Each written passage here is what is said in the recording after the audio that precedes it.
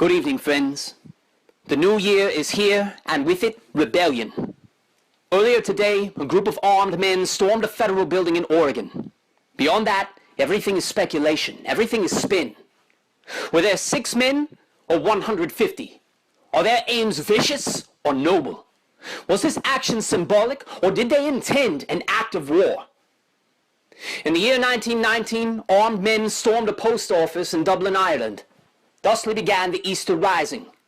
Most of its leaders were executed and the rebellion was an utter failure, but only in the short term. The longer consequences are the more important, and I guarantee that the leaders of the Easter Rising would agree.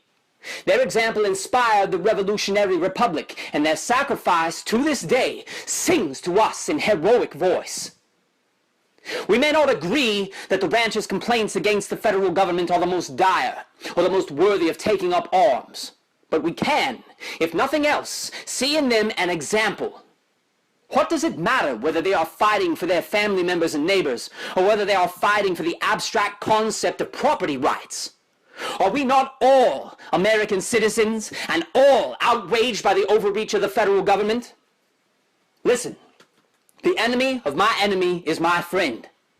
Those of you who insist on belittling the folks in Oregon because they have no master plan for revolution, or because you find their objectives to be silly farmer nonsense, or because they are not as well versed in political philosophy as you are worse than the sheep who swallow what the media reports without question. You who have been talking about the overreach of the federal government for years are now berating the people who are actually doing something about it. So get off your high horse, quit your juvenile internet commentary, and support your fellow citizens in their struggle against tyranny. History will judge you not by the bite of your sarcastic witticisms on Facebook, but by your actions and by your sacrifices. Were you there for the fight, or did you cower behind your desk and call it reasonableness? To this end, let me be the first politician to commend those folks in Oregon on their bravery and conviction.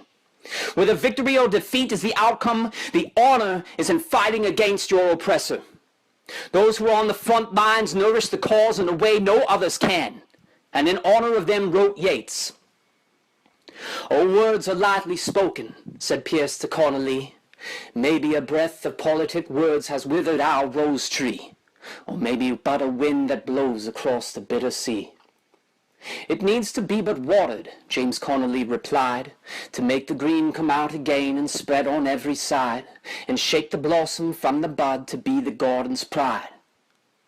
"But where can we draw water," said Pierce to Connolly, "when all the wells are parched away? Oh, plain as plain can be, there's nothing but our own red blood can make a white rose tree."